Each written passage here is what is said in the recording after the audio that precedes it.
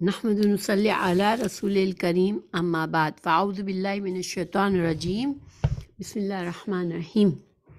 ہم قرآن مجید کی تفسیر کر رہے ہیں اور آج کا سبق سورہ ہود کی آیت نمبر 18 سے ہے، تو انشاءاللہ شروع کرتے ہیں۔ اعوذ باللہ من الشیطان الرجیم بسم اللہ الرحمن الرحیم۔ ومن اظلم ممن افترى علی اللہ کذبا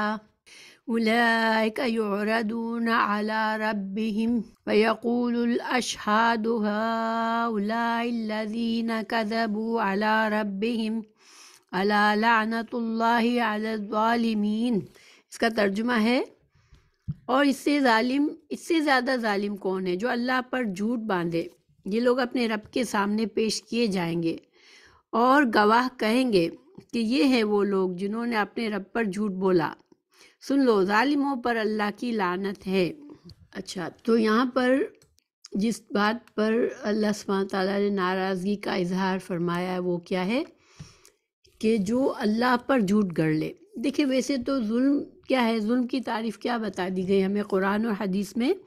کہ اللہ کوئی بھی گناہ جو ہے وہ ظلم ہے، ٹھیک ہے، لیکن جو شرک ہے، اللہ کے سوا کسی اور کو معبود بنانا یا اللہ کے ساتھ کسی اور کو وہ مقام دینا، اللہ کا شریک بنانا، یہ ظلم العظیم ہے، ٹھیک ہے۔ کوئی بھی گناہ جب انسان کرتا ہے نا تو وہ ظلم ہی ہوتا ہے، کیونکہ گناہ اور اللہ کی نافرمانی کے کام جو ہے یہ بندوں کو زیب نہیں دیتا۔ بندہ جو ہے وہ مخلوق ہے، اللہ تعالیٰ خالق ہے، اور اللہ ہی سے بندوں کو ہر چیز ملتی ہے۔ دنیا کی جو بھی نعمتیں ہیں، آخرت میں جو بھی نعمتیں اللہ تعالیٰ چاہے گا اپنے فرما برداروں کو دے گا، وہ سب کے سب فائدے اللہ کی طرف سے ہی ہے بندوں کے لیے۔ اور اللہ کو اپنے بندوں پر مکمل اختیار ہے کہ جب چاہے جو چاہے ان کے ساتھ معاملہ کرے۔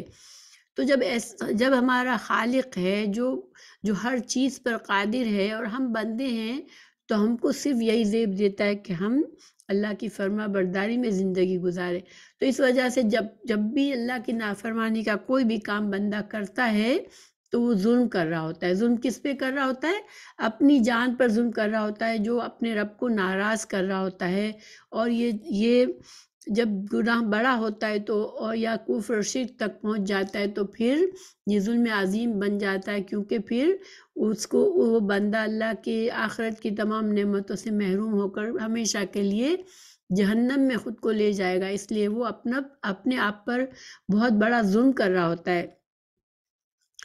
تو اللہ تعالیٰ فرما رہے ہیں کہ من ازلم جو ہے وہ افضل کے وزن پر ہے۔ افضل یعنی سب سے بڑا، سب سے زیادہ افضل، سب سے زیادہ فضیلت والا، اکبر، سب سے بڑا۔ تو ازلم جو ہے سب سے زیادہ بڑا ظلم کرنے والا۔ تو اللہ تعالیٰ یہاں فرما رہے ہیں کہ جو اس حد تک بڑا ظلم کرے، جو سب سے بڑا ظلم کیا ہے کہ انسان اللہ پر جھوٹ باندھے۔ اب اللہ پر جھوٹ باندھنے کے کیا معنی ہیں؟ تو دیکھیں، اس کے مختلف معنی ہیں۔ ویسے تو جب انسان کے پاس دین کا پیغام آتا ہے اور وہ اس کو قبول نہیں کرتا، اس کو جھٹلاتا ہے، تو گویا کہ وہ جھوٹ باندھ رہا ہے اللہ پر، کیونکہ اس کا ضمیر اس کو گواہی دیتا ہے، اس کے اندر تمام کائنات کی نشانیاں اسے گواہی دیتی ہے کہ یہ حق ہے کہ اللہ خالق ہے اور خالق موجود ہے، ہم اس کی تخلیق ہے، ہم اس کے بندے ہیں۔ تو پھر انسان جھوٹ ہی بول رہا ہوتا ہے اصل میں اللہ پر۔ اللہ کو جب جھٹلاتا ہے کہ نہیں، اللہ ایک نہیں ہے، تو وہ اللہ پر جھوٹ ہی باندھ رہا ہوتا ہے، کیونکہ اس کے پاس کوئی دلیل نہیں ہوتی۔ لیکن اس کے علاوہ دیکھیں، جو لوگ بتوں کو، ولیوں کو، دیوتاؤں کو، فرشتوں کو یا مسیح علیہ السلام کو اللہ کی اولاد بنا لیتے ہیں، یا اللہ ایسے سمجھ لیتے ہیں کہ ان ہستیوں کے پاس وہ صفات ہیں جو خالق کی صفات ہوتی ہیں، جو بغیر اسباب کے وہ سمجھتے ہیں کہ یہ ہستیاں میری مدد کر سکتی ہیں اور یہ اللہ کے سامنے میری سفارش کریں گی، اللہ سے میرے لیے جھگڑا کریں گی، مجھے اللہ کے عذاب سے بچا لیں گی۔ تو یہ سارا کیا ہے؟ یہ اللہ پر جھوٹ باندھنا ہے، کیونکہ اللہ تعالیٰ نے تو کہیں بھی قرآن میں، حدیث میں یہ دلیل نہیں دی کہ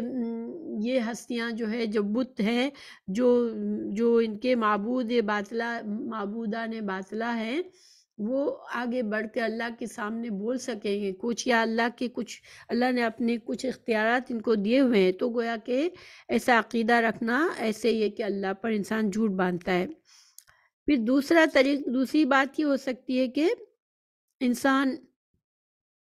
کو اللہ نے نبوت کا علم نہیں دیا ہے، اللہ نے اس کو خاص ایسی فضیلت نہیں دی۔ انبیاء کرام کو اللہ تعالیٰ فضیلت دیتا ہے، اللہ تعالیٰ ان کو خاص اختیارات دیتا ہے، کچھ معجزات دیتا ہے، کچھ نشانیاں دیتا ہے، اور ان کو بندوں کے لیے ہدایت کا ذریعہ بناتا ہے۔ لیکن اگر کوئی نبوت کا جھوٹا دعویٰ کرتا ہے کہ میرے پاس نبوت ہے، یا میرے پاس وحی آتی ہے، یا میرے پاس ایسی اللہ کی طرف سے الہامات آتے ہیں، تو یہ بھی اللہ پر جھوٹ باندھنا ہے۔ اسی طرح انسان یہ کہے کہ مجھے خواب نہیں دیکھا ہو، لیکن وہ کہے کہ مجھے خواب میں یہ آیا۔ بعض لوگ کہتے ہیں رسول اللہ صلی اللہ علیہ وسلم کو میں نے خواب میں دیکھا اور مجھے یہ کہا گیا، اور اس طرح کے بعض لوگ باتیں بناتے ہیں اور لوگوں میں کچھ بدعات کو رواج دیتے ہیں، تو یہ بھی جھوٹ ہے۔ ایک حدیث ہے صحیح بخاری کی کہ سب سے بڑے جھوٹوں میں سے ایک یہ ہے کہ آدمی اپنی آنکھوں کو وہ چیز دکھائے جو انہوں نے نہیں دیکھی، یعنی جھوٹا خواب بیان کرے، ٹھیک ہے؟ تو جھوٹا خواب بیان کرنا ایسا ہی ہے جیسے اس کی آنکھوں نے تو نہیں دیکھا یہ خواب اور وہ خود بیان کر رہا ہے۔ اور اسی طرح اگر انسان اپنی عقل کو بیچ میں لاتا ہے، دیکھیں اگر اللہ تعالیٰ کے قرآن اور حدیث کے جو دلائل ہیں ان کو سمجھنے کے لیے یا ان کو جھٹلانے کے لیے اپنی عقل سے کام لیتا ہے، کہ عقل کے اس پر جج کرتا ہے کہ اچھا میری عقل تو اس بات کو نہیں مانتی، تو یہ سچ نہیں ہو سکتا، تو یہ بھی اللہ پر جھوٹ باندھنے کا ہی مترادف ہے۔ اس کے مختلف جگہوں پر قرآن میں قرآن اور حدیث سے ہمیں یہ دلائل ملتے ہیں۔ سورہ آل عمران 78، سورہ انعام 93، سورہ قصص 50، تو یہ ساری جگہوں پر یہ مختلف چیزیں جو ابھی ہم نے جانی ان سب کے دلائل ہیں مختلف جگہوں پر۔ اچھا، پھر اللہ تعالیٰ فرما رہے ہیں کہ اولئک یعرضون علی ربہم ویقول الاشہاد ہؤلاء الذین کذبوا علی ربہم۔ اب اللہ تعالیٰ ان کا نقشہ بتا رہا ہے قیامت کے دن کیا ہوگا ایسے لوگوں کے ساتھ، کہ یہ مشرکین، یہ جھوٹے کفر کے دعوے کرنے والے منافقین، یہ سارے کیا ہیں، اللہ کے سامنے پیش کیے جائیں گے، اور اس وقت وہ رسوا اور ذلیل ہوں گے، اور سب گواہ جو ہوں گے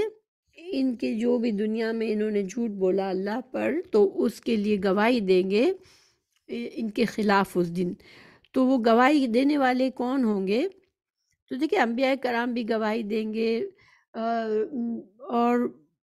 صالحین بھی گواہی دیں گے، صالح مسلم بھی گواہی دیں گے،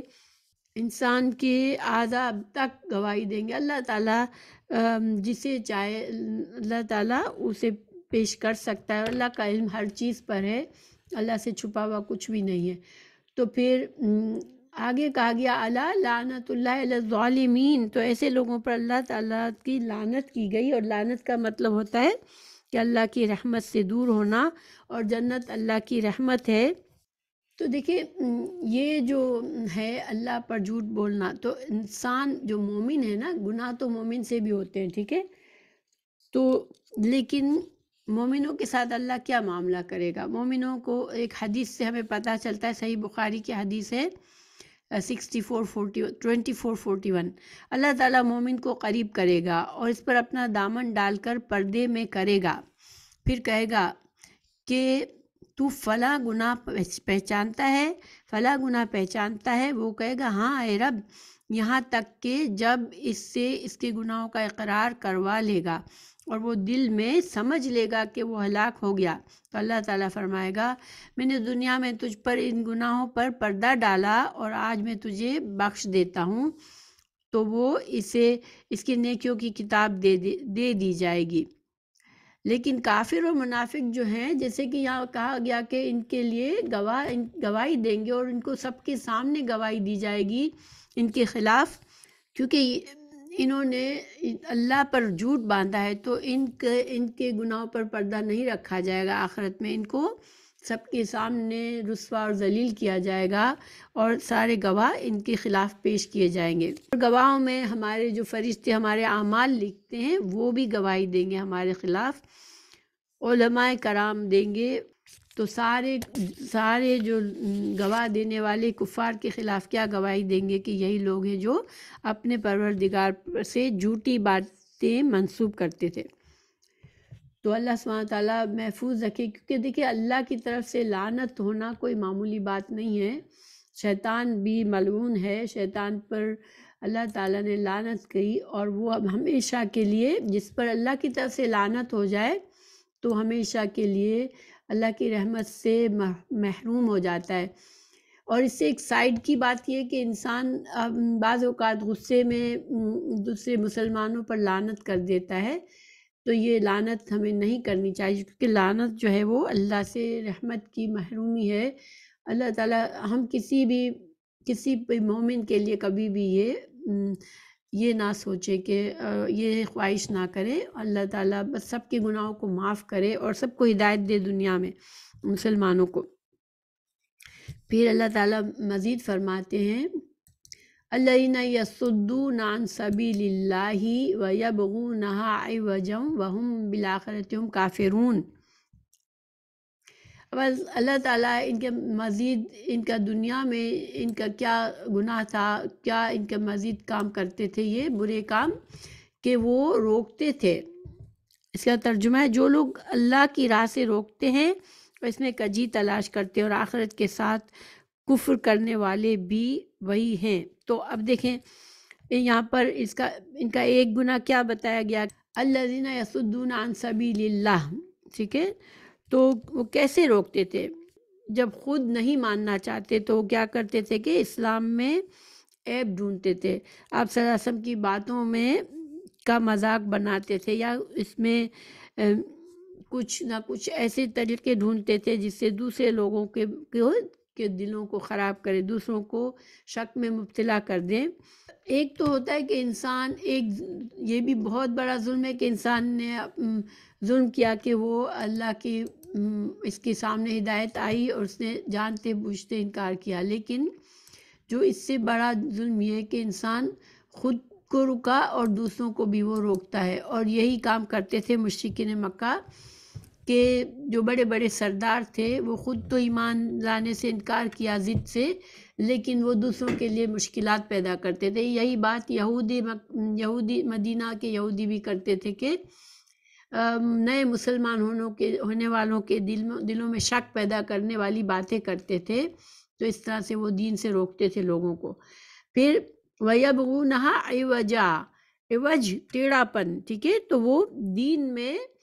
ٹیڑھا پن ڈھونڈتے تھے، دین میں کوئی ایسی بات ڈھونڈتے تھے جس کے ذریعے وہ اس کو مذاق بنا سکے یا اس پر اعتراض کر سکے۔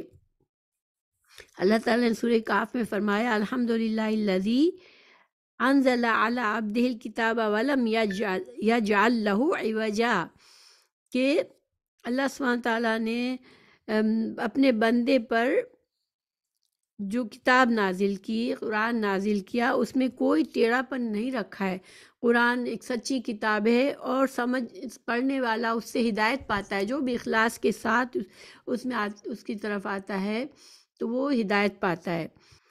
یبغون فیہا عوجا، یہاں پر تھوڑا سا فی جو ہے اس میں محذوب ہے کہ اس قرآن میں وہ ٹیڑھا پن ڈھونڈتے ہیں، اس میں سے اعتراضات نکالنے کی کوشش کرتے ہیں۔ اللہ تعالیٰ نے سورہ طٰہٰ میں فرمایا پہلی آیت میں لا تری فیہا عوجا، کہ قرآن اللہ کی کتاب ہے جس میں تمہیں کوئی ٹیڑھا پن نظر نہیں آئے گا، ہر بات سچی اور سیدھی ہے اور قابل یقین ہے، قابل ایمان ہے۔ وَهُمْ بِالْآخِرَةِ هُمْ كَافِرُونَ، اور وہ آخرت کا انکار کرتے ہیں۔ یہ تیسری صفت یہاں اس آیت میں بتائی گئی۔ پہلی کیا بتائی گئی؟ ان آیت میں مشرکین کی اور کفار مکہ کی اور دین سے انکار کرنے والے جو بھی ہیں ان کے لیے ان کی جو صفات بتائی۔ تو پہلی بات اللہ پر جھوٹ باندھتے ہیں، پھر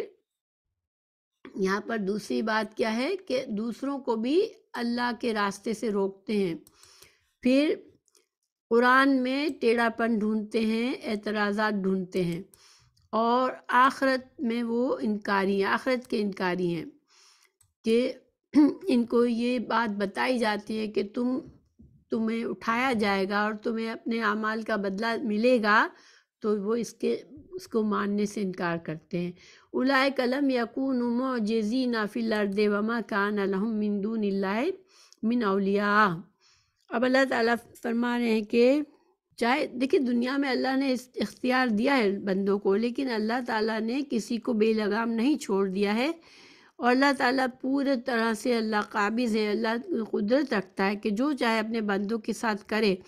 مگر یہ جب انسان سرکشی میں بڑھ جاتا ہے تو اس کو ایسا لگتا ہے کہ چونکہ اللہ کی پکڑ فوراً نہیں آتی، تو وہ سمجھتا ہے کہ میں آزاد ہوں، اس دنیا میں جو چاہوں کروں۔ اللہ تعالیٰ فرما رہے ہیں کہ یہ لوگ یہ اللہ کو عاجز نہیں کر سکتے،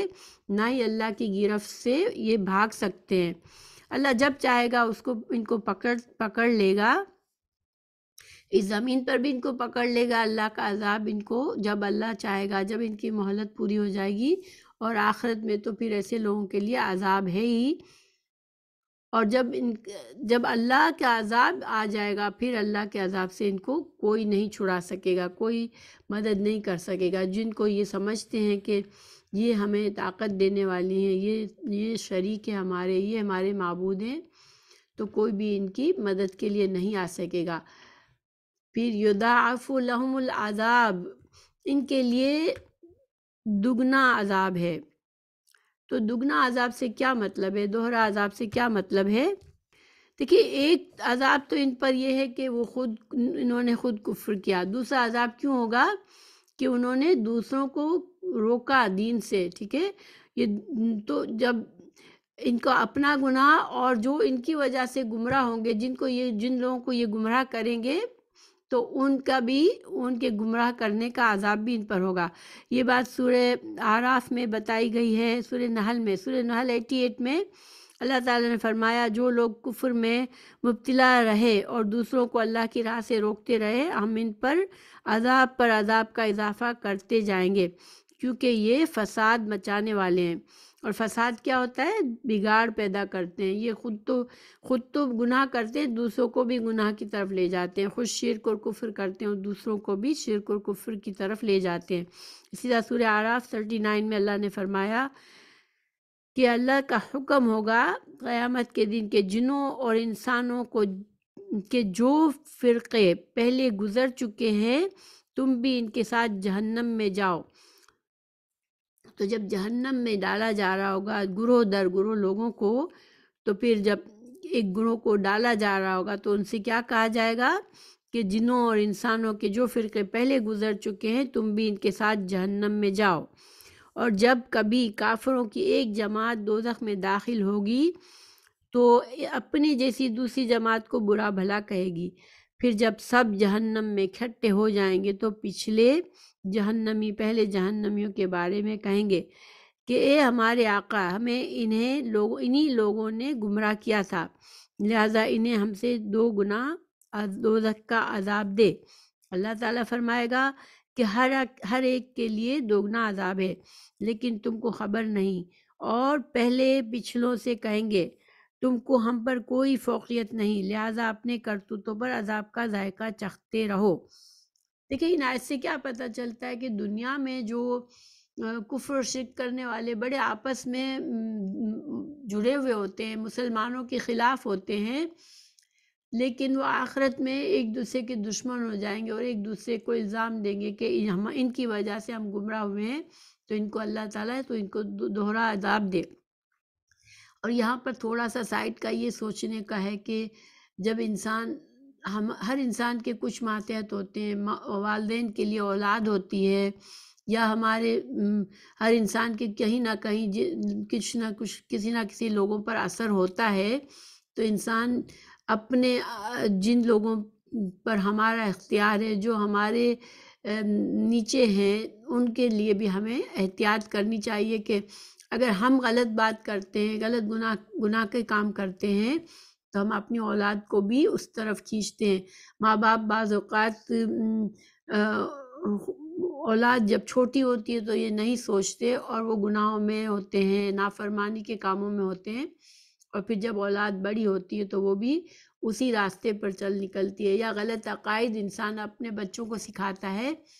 تو پھر والدین کے لیے بھی بچے آخرت میں ان کو الزام دیں گے کہ تم ان لوگوں نے ہم کو گمراہ کیا، ان لوگوں نے ہمیں سیدھے راستے سے روکا۔ تو یہ جو ہے یہ بہت ہی ضروری بات ہے کہ انسان اگر اللہ نے جیسے والدین ہے تو اس پر بچوں کی ذمہ داری ہے، اسی طرح بہن بھائیوں کی، رشتہ داروں کی ذمہ داری ہوتی ہے، اور مسلمانوں کو اپنے معاشرے، جس معاشرے میں ہم رہتے ہیں، ہماری ذمہ داری ہوتی ہے۔ انسان غافل نہ رہے کہ خود صرف اپنی حد تک سوچے، بلکہ اپنی اصلاح کرے اور دوسروں کی بھی اصلاح کرے، یہی کامیابی کا ذریعہ ہے۔ اب اللہ تعالیٰ نے یہاں جو بات کہی آگے، مَا كَانُوا يَسْتَطِيعُونَ السَّمْعَ وَمَا كَانُوا يُبْصِرُونَ، کہ یہ جو لوگ تھے، جو گمراہ لوگ تھے، جنہوں نے کفر و شرک کیا، حق کو قبول نہیں کیا، تو وہ دنیا میں ان کا کیا طریقہ تھا کہ وہ سنتے نہیں تھے اور نہ ہی وہ دیکھتے تھے۔ ٹھیک ہے، اللہ تعالیٰ نے انسان کو آنکھیں اور آنکھیں دی ہیں، کان دیا ہے، عقل دی ہے، دل دیا ہے۔ یہ کیوں دیا ہے کہ ان سب چیزوں سے انسان حق کو پہچانے، لیکن جب انسان اس دنیا میں حق کو پہچاننے کے لیے ان چیزوں کو نہیں، ان فیکلٹیز کو نہیں استعمال کرتا تو گویا ایسے ہی ہے جیسے وہ اندھا ہے انسان ہے، یا وہ کانوں سے بہرا ہے۔ اس کے کچھ اور بھی معنی کیے گئے ہیں۔ ٹھیک ہے، اس میں سورہ اعراف 179 میں اس کے یہ ان لوگوں کے بارے میں کہا گیا کہ جو اتنا بغض ان کے دلوں میں ہوتا تھا رسول اللہ صلی اللہ علیہ وسلم کے لیے کہ وہ آپ کی بات سنتے نہیں تھے، سن نہیں سکتے تھے، اتنے ان کے اپنے اندر کے بغض کی وجہ سے نہ آپ کی طرف دیکھنا گوارا کرتے ہیں۔ دیکھیں، ہمیں بعض اوقات بعض لوگوں سے پر غصہ ہوتا ہے تو غصے کی حالت میں ہمارا ان سے سامنا ہوتا ہے تو ہمارا دل نہیں چاہتا کہ ہم ان کی شکل بھی دیکھیں۔ اب آپ رسول اللہ صلی اللہ علیہ وسلم سے اتنا زیادہ کافروں کو بغض تھا کہ وہ آپ صلی اللہ علیہ وسلم کی بات سننا بھی نہیں چاہتے تھے اور نہ وہ آپ کی طرف دیکھنا چاہتے تھے۔ اور آج بھی اگر آپ ان لوگوں کو، کچھ لوگوں کو آپ حق بتانا چاہیں تو وہ اسی طرح سے کرتے ہیں کہ آپ کی بات، وہ چاہتے ہیں کہ آپ کا منہ ہی بند ہو جائے، کہ ان کو کچھ سننا نہ پڑے۔ اللہ تعالیٰ نے سورہ اعراف 179 میں فرمایا، یقیناً ہم نے بہت سے جن اور انسان جہنم کے لیے پیدا کیے، جن کے دل ہیں مگر سمجھتے نہیں، ان کی آنکھیں ہیں مگر دیکھتے نہیں، اور کان ہیں مگر سنتے نہیں، یہی لوگ جانوروں کی طرح ہیں، بلکہ گمراہی میں وہ ان سے بھی گئے گزرے ہیں اور یہی غافل ہیں۔ دیکھو، علماء نے اس کے کچھ تفسیرات کی ہیں۔ سننا اور دیکھنا، تو انسان ان صلاحیتوں کو کیوں نہیں استعمال کرتا؟ اس کی ایک تفسیر یہ کی گئی، وما کانوا یبصرون، اس آیت کی ایک تفسیر یہ کی گئی کہ وہ دنیا میں اس قدر مشغول ہوتے ہیں، جو لوگ دنیا کی محبت میں اس قدر کھوئے ہوئے ہوتے ہیں، دنیا کی زیادہ سے زیادہ حاصل کرنے میں اس قدر لگے ہوئے ہوتے ہیں کہ ان کی آنکھیں اور ان کے کان کا فوکس صرف دنیا کی طرف ہی ہوتا ہے، اور وہ ان سے جب آخرت کی بات کی جاتی ہے، حق آخرت کے فائدے کی کوئی بات کی جاتی ہے، ان کی کوئی اصلاح کی بات کی جاتی ہے، ان کو حق بات سنانے کی کوشش کی جاتی ہے، تو ان کا ایک ہی طرف دھیان ہوتا ہے، بس دنیا کی طرف، اور وہ اس کو نہیں سن سکتے۔ تو ظاہری بات ہے، اگر انسان سنے گا نہیں تو اس کو ہدایت بھی نہیں ملتی۔ اگر دیکھ کر بھی حق کو قبول نہیں کرتا، سن کر بھی نہیں کرتا، تو پھر ہدایت نہیں ملتی۔ دوسری تفسیر یہ کی گئی اس کی، اللہ تعالیٰ نے فرمایا وَجَعَلْنَا عَلَىٰ قُلُوبِهِمْ أَكِنَّةً أَن يَفْقَهُوهُ وَفِي آذَانِهِمْ وَقْرًا، کہ اللہ تعالیٰ دلوں پر مہر لگا دیتا ہے اور کانوں میں بوجھ ڈال دیتا ہے۔ تو اللہ تعالیٰ ایسا کیوں کرتا ہے؟ جب اللہ تعالیٰ کے دین کو انسان قبول نہیں کرنا چاہتا، حق بات نہیں سننا چاہتا، اللہ کا فرما بردار نہیں ہونا چاہتا، تو پھر اس کے دل پر گناہوں سے، اس کی نافرمانی کی وجہ سے اس کا دل جو ہے وہ اس صلاحیت کو کھو دیتا ہے کہ وہ حق کو قبول کرے۔ اس کی آنکھیں اور کان جو ہے وہ حق کو سن ہی نہیں سکتے۔ اللہ تعالیٰ مہر لگا دیتا ہے، اور یہ مہر ان کی سزا ہوتی ہے، کیونکہ وہ حق سے بھاگتے ہیں تو پھر اللہ تعالیٰ ان کو بطور سزا ان پر مہر لگا دیتا ہے۔ اللہ تعالیٰ نے یہ بات کئی جگہوں پہ کہی قرآن میں، بل طبع اللہ علیہا بکفرہم، ان کے کفر اور انکار کی وجہ سے اللہ نے ان کے مہر لگا دی، ان کے دلوں پر، آنکھوں پر۔ اسی طرح اللہ تعالیٰ نے فرمایا فلما زاغوا ازاغ اللہ قلوبہم، جب انہوں نے ٹیڑھا راستہ پسند کیا، جب ٹیڑھپن کو پسند کیا حق کے بجائے، تو اللہ تعالیٰ نے ان کے دلوں کو بھی ٹیڑھا کر دیا۔ پھر اللہ تعالیٰ نے فرمایا فی قلوبہم مرض فزادہم اللہ مرضا، منافقین کے بارے میں فرمایا کہ ان کے دلوں میں منافقت کی بیماری تھی، تو پھر ہم نے ان کی اس بیماری کو اور بڑھا دیا سزا کے طور پر۔ پھر اللہ تعالیٰ نے فرمایا وَنُقَلِّبُ أَفْئِدَتَهُمْ وَأَبْصَارَهُمْ كَمَا لَمْ يُؤْمِنُوا بِهِ أَوَّلَ مَرَّةٍ، کہ ہم نے ان کے دلوں کو، ان کی آنکھوں کو پھیر دیا، کیونکہ انہوں نے پہلی بار ہی حق کو جھٹلا دیا تھا۔ انہوں نے فیصلہ کر لیا کہ ہمیں حق کو نہیں سننا، ہمیں سچ بات نہیں چاہیے، تو اللہ نے پھر ان کے دلوں کو پھیر دیا حق سے۔ تو یہ بات جو ہے سوچنے والی ہے کہ انسان پر بطور سزا انسان اپنی صلاحیت ختم کر دیتا ہے، پھر اس کو صحیح معنوں میں اس کو سمجھ ہی نہیں آتا، نہ اس کو حق سنائی دیتا ہے، نہ اس کو دکھائی دیتا ہے۔ تیسری تفسیر یہ کی علماء نے، تیسری بات کچھ ایسی ہے جو پہلی بات تھی کہ انسان جب دنیا پسند ہوتا ہے، جب گناہوں میں آلودہ ہوتا ہے، تو اس کو بہت کراہت ہوتی ہے۔ آپ نے دنیا میں، ہم بھی یہاں بھی دیکھتے ہیں، آج بھی دیکھتے ہیں کہ جب بعض لوگوں کو صرف ہم قرآن کی کوئی بات کرتے ہیں، حوالہ دیتے ہیں، یا ان کو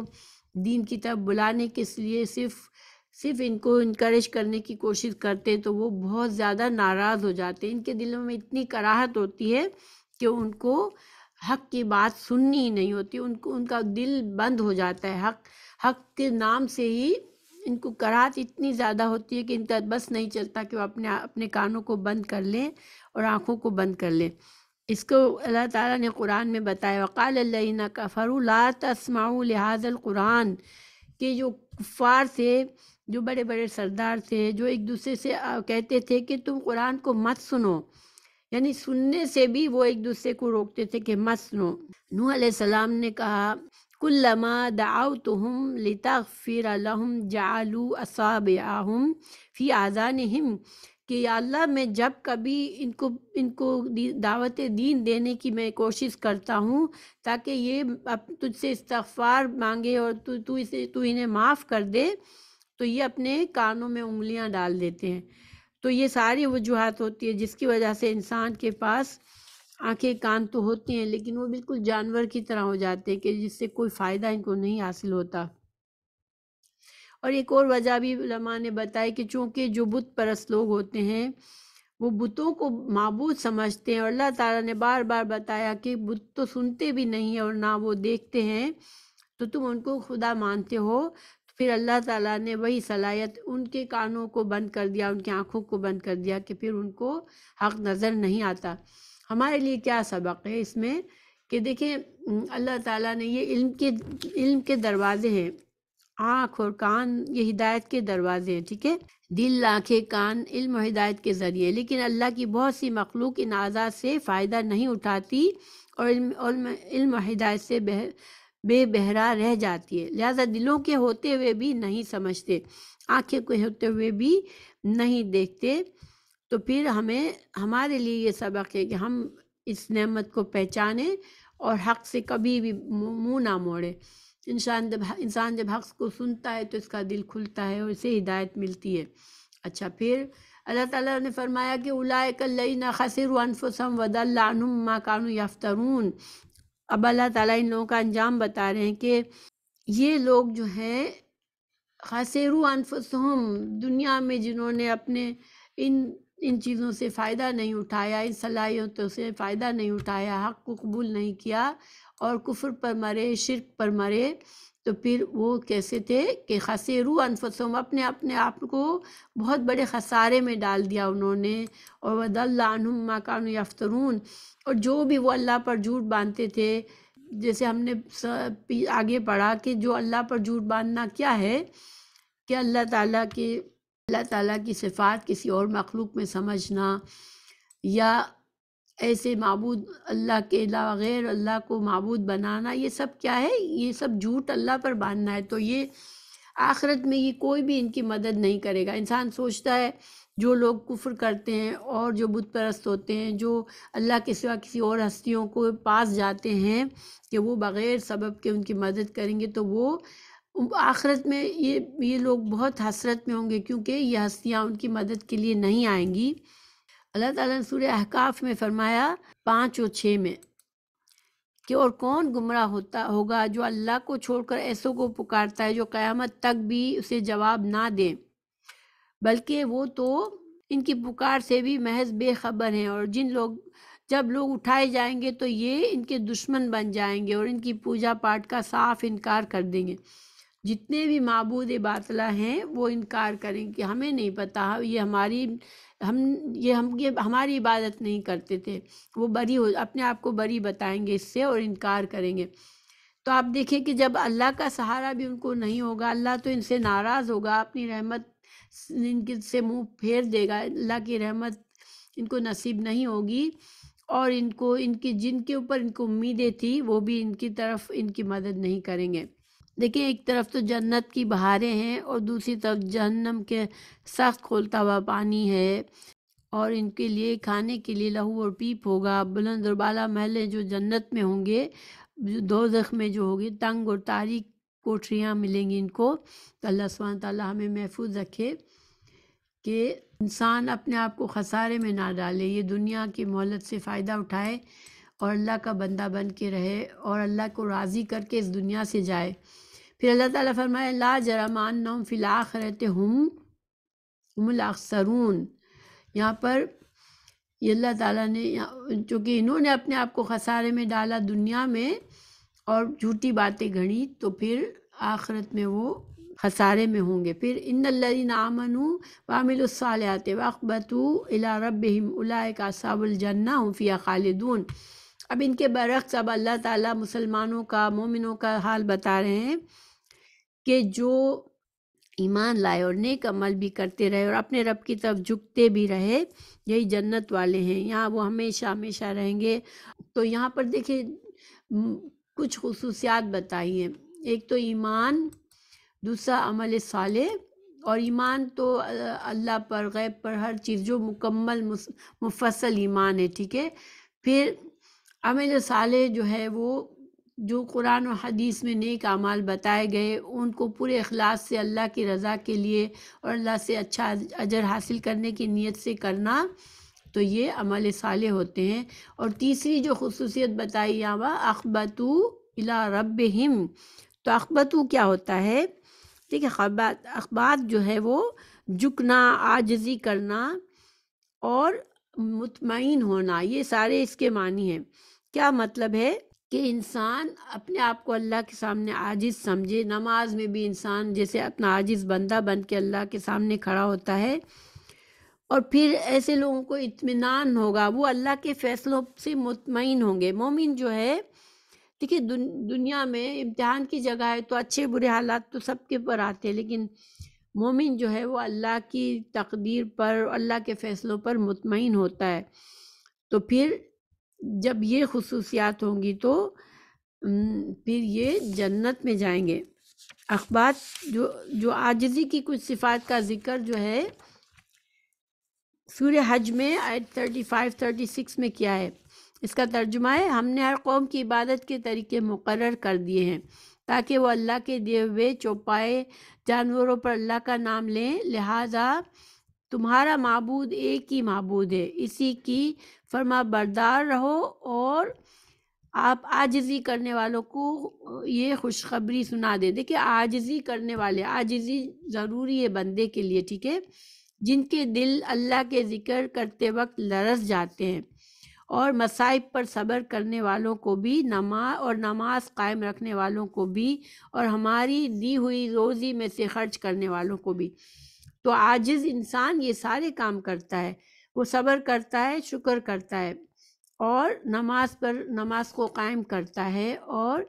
اللہ کے نام پر رزق میں سے خرچ کرتا ہے، پھر ایسے لوگوں کے لیے وہ اصحاب الجنہ ہوں گے اور وہ اس میں ہمیشہ رہیں گے۔ پھر اللہ تعالیٰ بتا رہے ہیں مثل الفریقین کالاعمی والاصم والبصیر والسمیع هل یستویان مثلا افلا تذکرون۔ اللہ تعالیٰ فرما رہے ہیں کہ ان دونوں جماعتوں، یعنی کہ ایک تو کافر نہ ماننے والے، اللہ پر جھوٹ باندھنے والے،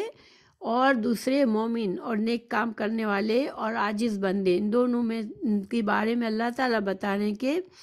ان کی مثال ایسے ہی ہے جیسے اندھے، بہرے اور دیکھنے والے اور سننے والے، یعنی کہ جو لوگ دنیا میں حق کو نہیں دیکھ سکتے وہ اندھے اور بہرے ہیں، اور جو مومن ہیں ان کو حق نظر آتا ہے، وہ حق کو سنتے ہیں، تو پھر ان کی دنیا میں بھی چونکہ ان کی حالت ایک جیسی نہیں ہے تو آخرت میں بھی ان کا انجام بھی ایک جیسا نہیں ہوگا، یہ برابر نہیں ہے۔ حل یستویان، اللہ تعالیٰ فرما رہے ہیں کہ کیا یہ برابر ہو سکتا ہے؟ ایک طرف تو اندھا ہے اور ایک طرف دیکھنے والا ہے، ایک طرف بہرا ہے اور ایک طرف سننے والا ہے، تو یہ کیسے برابر ہو سکتے ہیں؟ اللہ تعالیٰ نے کفر کو اور جگہوں پر بھی اندھیرا کہا اور ایمان کو نور کہا، تو گویا کہ مومن اور کافر ایک دوسرے کی ضد ہے، ٹھیک ہے، ہر معاملے میں، کیونکہ اندھا اور بہرا انسان جو ہے وہ چلنے پھرنے سے بھی معذور ہوتا ہے اور راستہ نہیں ڈھونڈ سکتا اپنا۔ تو یہاں بھی اصل میں تو انسان کو یہی سکھایا گیا کہ ہماری آنکھیں اور کان اور دل جو ہے وہ ہمیں راستہ دکھانے والی چیزیں ہیں، اور افلا تذکرون، انسان کو نصیحت لینا ہے،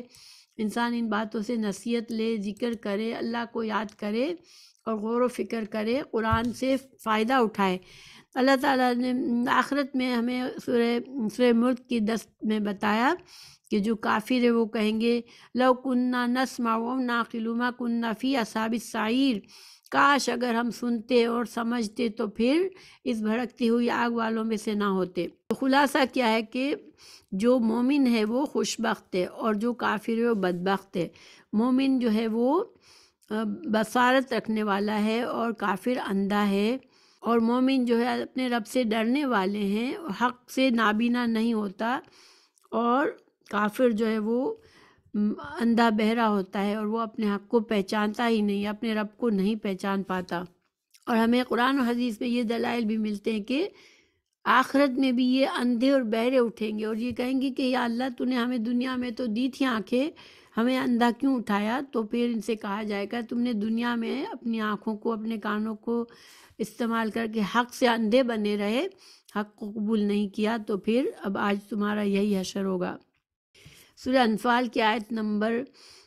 23 میں اللہ تعالیٰ نے فرمایا اگر اللہ ان کافروں میں، ان انکار کرنے والوں میں کوئی بھلائی دیکھتا تو انہیں ضرور سناتا، البتہ مومن ہوشیار، سمجھدار، حق کو پرکھنے والا اور بھلائی برائی میں تمیز کرنے والا ہوتا ہے، لہٰذا وہ بھلائی اختیار کرتا ہے اور برائی سے بچتا ہے، غور سے دلائل سنتا ہے اور دلیل اور شبہ میں تمیز کرتا ہے، اسی وجہ سے اس پر باطل کا داؤ نہیں چلتا۔ دونوں میں آسمان اور زمین کا فرق ہے، پھر بھی لوگ ان دونوں گروہوں میں فرق نہیں کرتے۔ تو ہمارے لیے کیا سبق ہے کہ یہ دنیا کی مہلت کا وقت ہے، اس میں انسان کو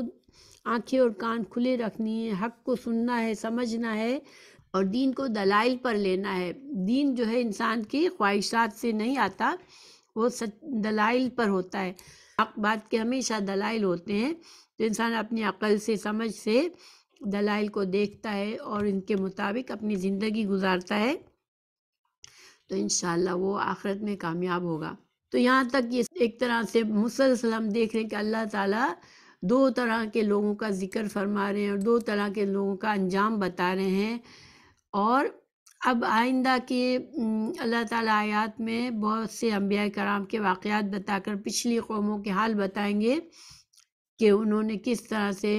اللہ کی دی ہوئی ان آنکھوں اور کانوں کو استعمال نہیں کیا، انبیاء کرام کو جھٹلایا، اور کس طرح سے وہ دنیا میں بھی برے انجام کو پہنچے اور آخرت میں بھی ان کے لیے برا انجام ہے۔ اور اس میں جو رسول اللہ صلی اللہ علیہ وسلم کے مخالف تھے، جو کفار مکہ تھے، جو مشرکین تھے، ان سب کے لیے یہ عبرت کی مثالیں ہیں، ان کے لیے ان کو ایک طرح سے ان پر حجت تمام کی جا رہی ہے۔